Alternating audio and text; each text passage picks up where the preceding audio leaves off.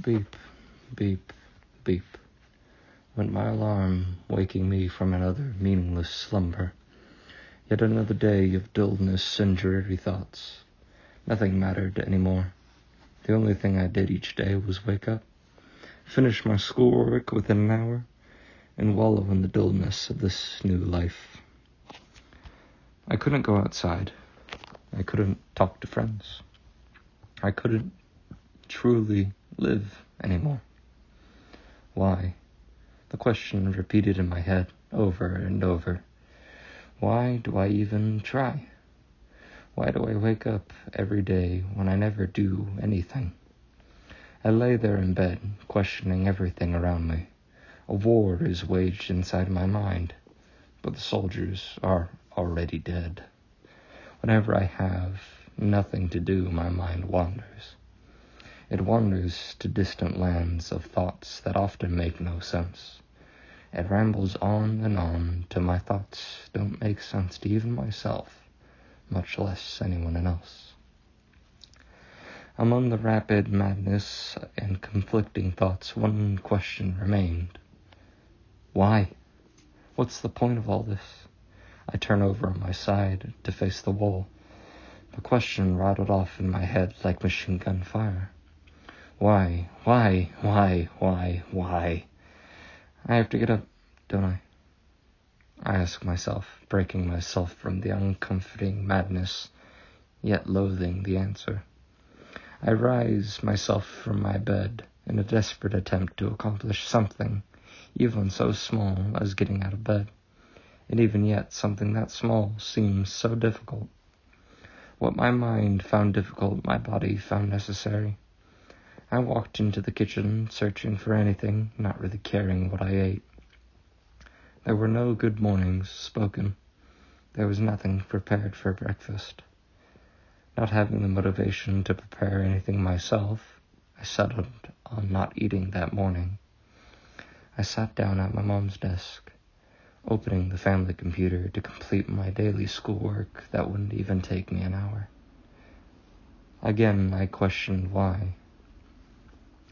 I lay in bed, doing nothing, deep in thought, another battle being waged in an endless war of questions. Tears start to rain down my face for no real reason, not one that I can pin down at least. I hear my bedroom door open and my mother walk in. She probably said something that day, I'm not sure what, but knowing her it was likely. I love you, Bubba. I was too consumed by my thoughts to even acknowledge her entrance. Almost knowingly, she walked out, saying nothing else. My mind continued to wander among an endless wasteland of terrible thoughts before it came to a ravine, a metaphorical line being drawn before the truly dark thoughts were reached. I stopped before the gap, darkness as far as the eye could see. I felt no fear. I felt nothing, as though I was already dead, and I dove right in. Unrestricted and unguarded, my mind searched the darkest depths of my thoughts. One glaring and terrifying thought stood out in the darkness. Why do I live? What about death is so different from the so-called life I already live? These thoughts whizzed around like a swarm of locusts. In a single moment, everything vanishes, and I fall into a black, deep void of a dark, deep slumber. This cycle became my daily life for the entirety of quarantine. It was an endless cycle of dark thoughts, but it was always just that, thoughts, never action. For as dark as my thoughts had become, I was always too scared of what would come next. It would take a few years to climb out of the rut my life was in. I moved states. I went to church. I started going to school in person again. Made friends.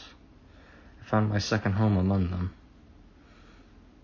All these things were what it took to find my way out of the darkness. It took many years to finally find an answer. I live to live. I live for all the joys of life, as well as all the dark times. If I could go back to change anything, I wouldn't.